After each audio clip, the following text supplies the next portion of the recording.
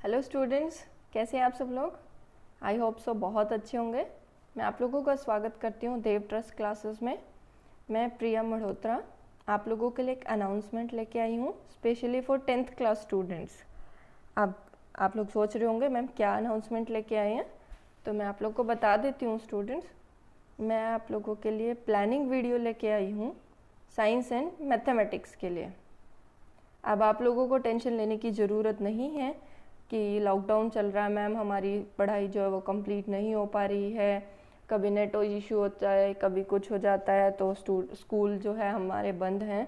तो वो जो आप लोगों के सारे बहाने हैं वो सब अब ख़त्म हो जाने चाहिए, बिकॉज़ आप लोगों के लिए प्लानिंग मैंने कर ली है। कैसे मैं आप लोगों का कंप्लीट सिलेबस करवाने वाली हूँ, तो उसके लिए मैं आप लोगों को बता देती हूँ। मेरी जो क्लासेस रेगुलर रहेंगी वो हो जाएंगी स्टार्ट 12 जुलाई से, यानी मंडे से। मैं आप लोगों को students Monday to Saturday teach करने वाली हूँ, और संडे आप लोगों के लिए जो है वो रिवीजन के लिए रहेगा। मंडे टू सैटरडे में कैसे रहेंगी हमारी क्लासेस, हम ऑल्टरनेट डेज पे क्लासेस रहेंगे बहुत सब्जेक्ट की, साइंस और मैथमेटिक्स की। जैसे अब मंडे से स्टार्ट कर रहे हैं तो आप लोग मुझे कमेंट करके बताएंगे कि मंडे को मैं साइंस की क्लास लूँ या फिर मैथमेटिक्स की क्लास लूँ। अब आप लोग बोलोगे मैम 6 दिन है वीक में, एक संडे आपने ऑफ कर दिया, सॉरी 7 डेज हैं, 7 डेज में से आपने एक संडे को ऑफ कर दिया, और 6 डेज में आप बोल रहे हो कि ऑल्टरनेट डेज क्लासेस रहेंगी, तो आप सिलेबस कैसे कंप्लीट कराओगे। स्टूडेंट्स वो आप लोगों की टेंशन नहीं है। जब मुझे सिलेबस कराना होगा तो मैं उसके लिए 1 आवर या फिर 2 आवर जितना भी पॉसिबल हो सकता है उसकी क्लासेस आप लोगों के लिए लूँगी, बट आपका सिलेबस जो है वो मैं अश्योरेंस देती हूँ कि टाइमली कंप्लीट हो जाएगा, प्लस 2 टाइम्स आप लोगों का रिवीजन भी हो जाएगा। तो आप लोग उसकी टेंशन ना लेते हुए अच्छे से समझिए कि कैसे वर्क करने वाले हैं हम, ठीक है। ऑल्टरनेट डेज क्लासेस होंगी, मतलब एक दिन साइंस की क्लास हो जाएगी, एक दिन मैथमेटिक्स की क्लास हो जाएगी। उसके बाद आप लोगों के लिए मैं डेली एक ट्रिक लेके आऊँगी मैथमेटिक्स की, बिकॉज आप लोग जैसे मल्टीप्लाई करते हो, एडिशन करते हो, तो उन सब चीज़ों में ना आपको बहुत टाइम लग जाता है, और बाकी चीज़ें आप फॉर्मूला और सब तो पढ़ लेते हो, बट जो मल्टीप्लाई करने पे जब भी बात आती है तो आप लोग नहीं समझ पाते कि उसको कैसे सॉल्व करना है। जैसे अगर मुझे सॉल्व करना है 35 इंटू 11, अब आप लोग इसको क्या करोगे मैम, 1 5 जा 5, 1 3 जा 3, फिर यहाँ क्रॉस लगाओगे, फिर यहाँ 5, यहाँ 3, और फिर इसको लिखोगे 3 8 5। बजाय कि इसकी हम और क्या कर सकते हैं स्टूडेंट्स, शॉर्टकट क्या है इसका, मैं आप लोगों को एक ट्रिक सिखाती हूँ आज। 35 कोई भी नंबर है, आपको जब भी 11 से मल्टीप्लाई करना है, क्या करना है आपने, उसको लास्ट वाला digit as it is, first वाला डिजिट एज इट इज़, ठीक है। और जो ये बच गया इसको क्या कर दो, ऐड। ये 2 डिजिट के लिए हो गया। बाकी जो आगे आने वाली क्लासेस होंगी उसमें मैं आपको और अच्छे वे से डेली एक ट्रिक के साथ एक्सप्लेन करूंगी कि कैसे सॉल्व करना है। तो 5 + 3 8, ये देखिए सेकेंड्स में आंसर आ गया, आप लोग को पूरा मल्टीप्लाई करने की नीड नहीं पड़ी। तो इस तरीके से मैं आप लोगों को कैलकुलेशन के कुछ मेथड सिखाऊंगी, प्लस माइनस मल्टीप्लाई डिवीज़न, कैसे आप इजी वे में सॉल्व कर सकते हैं, ठीक है। उसके अलावा बात करते हैं मैम ये एक्टिविटी क्या लिखा है। अब हमने मैथ्स के लिए तो बच्चों ट्रिक सीख ली है, तो क्या साइंस को हम पीछे रहने देंगे, नहीं। तो साइंस के लिए भी जो है हम डेली एक ट्रिक सीखेंगे, यानी एक एक्टिविटी सीखेंगे जिसके थ्रू हम सारे के सारे कंसेप्ट जो है वो क्लियर करेंगे। कैसे, हमने फिजिक्स की एक एक्टिविटी ली, मैं आप लोगों को डेली एक एक्टिविटी दूंगी करने के लिए, जैसे लाइट की होगी, लेंस की होगी, सारी जो आपके चैप्टर्स हैं उनके अंदर जो जो एक्टिविटीज़ एनसीईआरटी के अंदर दी हैं उनको हम कंप्लीट वे में सॉल्व करेंगे। आप लोग को होमवर्क दिया जाएगा जिससे आप लोग अच्छे से एंगेज रहें और आपको चीज़ें बेहतर वे में समझ आए, बजाय कि आप रटने की, उनको समझ के करेंगे तो ज़्यादा अच्छे से चीज़ें बेहतर होंगी, ठीक है। उसके बाद बात करते हैं हम डाउट डिस्कशन ग्रुप आप लोगों का मैं बना दूंगी।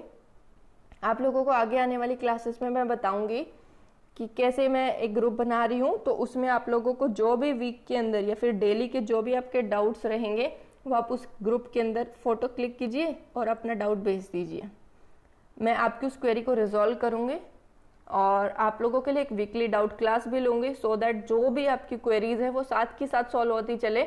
अब ऐसा तो है नहीं कि ऑफलाइन क्लास आप मेरे सामने बैठे हो कि आपने क्वेश्चन पूछा मैंने बता दिया। अभी के लिए ऑफलाइन क्लासेस जैसा ही है ये, बट ये आप लोग किसी भी टाइम देख सकते हो। यूट्यूब का ये फायदा है, सुबह मन किया सुबह देख लिया, शाम को मन किया शाम को देख लिया। बट आप लोगों के डाउट्स भी तो रह जाएंगे ना, वो डाउट्स कैसे पूछोगे, उसके लिए मैंने आप लोगों के लिए ग्रुप बनाया है। मैं आगे बता दूंगी आपको उसको कैसे वर्क करना है, और आपको स्टडी नोट्स भी मैं प्रोवाइड कराऊंगी। जैसे ये जो भी पीडीएफ्स होंगी जिसमें मैं आपको टीच कर रही हूँ, ये सारी पीडीएफ्स भी आप लोगों को मैं आगे आने वाली क्लासेस में बता दूंगी कैसे वर्क करेंगे, ठीक है। अब हम बात करते हैं स्टूडेंट्स, आप लोग इन्फॉर्म हो गए अभी, जैसे सीबीएसई ने 30% सिलेबस जो है 10th क्लास का रिड्यूस कर दिया है स्टूडेंट्स के ऊपर, ताकि ज़्यादा बर्डन ना आए इस पेंडेमिक यानी महामारी कोरोना की वजह से बच्चों की जो स्कूल्स है नहीं लग पाए। तो अब जो आप लोगों का अपडेटेड जो सिलेबस है बच्चों ये वाला है, ठीक है।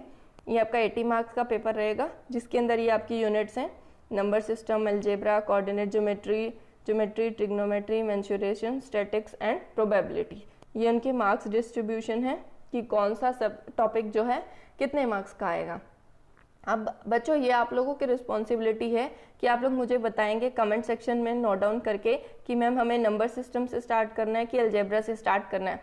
बट 1 by 1 मैं आपके सारे टॉपिक्स जो हैं टाइमली कंप्लीट करा दूंगी, ठीक है। सेकेंड बात कर लेते हैं हम साइंस की। साइंस के अंदर भी ये देखिए बच्चों, ये आप लोगों का अभी नया जो है अपडेटेड सिलेबस है। Chemical substance, nature and behaviour, ये 25 मार्क्स का, वर्ड्स ऑफ लिविंग ये है 23, नेचुरल फिनोमेना 12 का है, इफेक्ट्स ऑफ करंट 13 का है, नेचुरल रिसोर्सेज 7 का है। तो ये भी ओवरऑल जो है आपका 80 मार्क्स का है। तो आप लोगों का कुछ सिलेबस रिलेटेड हुआ है, उसकी पिक्चर्स मैं ग्रुप में डाल दूंगी, आप लोगों को अच्छे से इन्फॉर्म कर दूंगी। वो सारी चीज़ें आपने नहीं पढ़नी है अननेसेसरी की, हम अपडेटेड पैटर्न और सिलेबस के हिसाब से सारी चीज़ें आगे करने वाले हैं, ठीक है। अब एक और सरप्राइज आप लोगों के लिए मैं लेके आई हूँ। स्टूडेंट्स को क्या प्रॉब्लम होती है, सबसे जो 3 सब्जेक्ट्स रहते हैं वो मेन रहते हैं, साइंस, मैथमेटिक्स और फिजिक्स, इंग्लिश। बच्चों को क्या प्रॉब्लम होती है इनके अंदर, बाकी हिंदी, संस्कृत या फिर कोई भी एक्स्ट्रा एक्टिविटीज़ हैं उनमें वो अच्छे से परफॉर्म कर लेते हैं, बट ये 3 सब्जेक्ट जो हैं स्टूडेंट्स को बहुत बोरिंग लगते हैं। मैं इन तीनों सब्जेक्ट्स को इंटरेस्टिंग बनाने के लिए आई हूँ स्टूडेंट्स, बिकॉज मैंने खुद जो है मैथमेटिक्स के अंदर 100 आउट ऑफ 100 अचीव किए हैं। तो मैं चाहती हूँ आप लोग भी ये टारगेट जो है अपने माइंड में सेट कर लीजिए 100 आउट ऑफ 100 अचीव करने का। 80 जो है आपका थ्योरी पार्ट से रहेगा और 20 आप लोगों के जो प्रैक्टिकल मार्क्स लगेंगे वो टीचर्स लगा लेंगे। तो आप टारगेट बनाइए कि आप लोगों को 80 आउट ऑफ 80 जो है वो अचीव करना है किसी भी हाल में। उसको सॉल्व करने के तरीके मैं बताऊंगी कि कैसे आप लोगों ने प्लानिंग करनी है, कैसे सारी चीज़ें आगे वर्क करेंगी, ठीक है। अब इंग्लिश के अंदर क्या रहता है, ये सबसे बड़ा डर रहता है हमारे जो इंडिया के बच्चों को, सबसे बड़ा डर लगता है इंग्लिश से। पता नहीं क्या है, ऐसा क्यों इतना डरते हैं। ऐसा कुछ नहीं है, आप लोग को चीज़ें एक बार समझनी है अच्छे से। जब समझ आ जाएंगी तो स्टूडेंट्स बहुत आसान सब्जेक्ट है, ये भी एक लैंग्वेज है। जैसे आप लोग हिंदी बोलते हो, आज तक क्या आप लोगों ने हिंदी की ग्रामर सीखी है? आप लोग को नहीं आएगी। मैं एक एग्जांपल देती हूँ। एक वर्ड है किम कर्तव्य विमूढ़, ठीक है। आप लोग कहते होंगे मैम मुझे हिंदी आती है, क्या आप लोग मुझे इसका आंसर बता सकते हो कि ये क्या है? नहीं बता पाओगे आधे से ज़्यादा। मैं बता देती हूँ। इसका मतलब होता है कंफ्यूजिंग स्टेट, क्या करें क्या ना करें, हमें समझ नहीं आ रहा, जो इस टाइम पे आप सबकी सिचुएशन चल रही है। तो इसी तरीके से बच्चों इंग्लिश होती है, आप लोगों को उसको समझना है ना कि रटना है। अब एक और एग्जांपल मैं लेती हूँ। एक वर्ड होता है एडवाइस और एक वर्ड होता है advice. That is it is advice, it is advice. तो आप लोग मुझे इसमें इन दोनों के अंदर डिफरेंस बताओगे कि क्या है, कमेंट सेक्शन में नोट डाउन करके। इसको आगे आने वाली क्लास में मैं आप लोगों को एक्सप्लेन करूंगी कि क्या डिफरेंस होता है दोनों में, जबकि आप लोगों को आज तक लगता होगा दोनों का मतलब ही सलाह है। तो इसको मैं एक्सप्लेन करूंगी कि कैसे ये दोनों एक दूसरे से अलग है और क्या गलतियां आप लोग करते हो एग्जामिनेशन के अंदर, जिसकी वजह से आपके मार्क्स जो है वो डिडक्ट हो जाते हैं, ठीक है। इसके अंदर मैं आप लोगों को वीकली 3 वीडियोस प्रोवाइड कराऊंगी इंग्लिश की, ठीक है। जो आपकी ग्रामर है उसको कम्प्लीटली मैं डिस्कस करूंगी। टेंस हो गया, वर्ब, एडवर्ब, एडजेक्टिव, मतलब पार्ट्स ऑफ स्पीच कम्प्लीटली हो जाएंगे।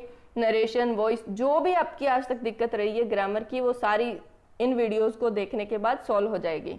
आप लोग प्रो बन जाओगे इंग्लिश के और आप सब बोलोगे English is a very easy language, world's easiest language जो है वो इंग्लिश है, ठीक है। अब बात करते हैं कि मैम हम सब कर लेते हैं बट ना हमें इंग्लिश बोलनी नहीं आती है। उसका सबसे बड़ा रीज़न बच्चों रहता है आपकी वोकैबलरी, बिकॉज आप लोगों की वोकैबलरी बहुत वीक होती है क्योंकि आप लोग नए वर्ड सीखना ही नहीं चाहते हो। नए वर्ड सीखने के लिए मैं आप लोगों के लिए डेली कुछ रूट वर्ड्स ऐड करूंगी ग्रामर के साथ, सो दैट आप लोग अच्छे से वोकैब और ग्रामर का कंप्लीट मिक्सचर लेके चलें और सारी आपकी इंग्लिश की जो प्रॉब्लम है वो सॉल्व हो जाए। इसके बाद जो भी आपके अगर डाउट्स बचते हैं तो उसको भी हम डिस्कस करेंगे, ठीक है। तो ये आप लोगों के लिए एक और एडिशनल सरप्राइज मेरी तरफ से, ठीक है स्टूडेंट्स। अगर फिर भी आपको कोई क्वेरी लगती है, कोई दिक्कत आती है, तो आप कमेंट सेक्शन में मेंशन कर सकते हैं, उस क्वेरी को मैं सॉल्व करने की कोशिश करूंगी।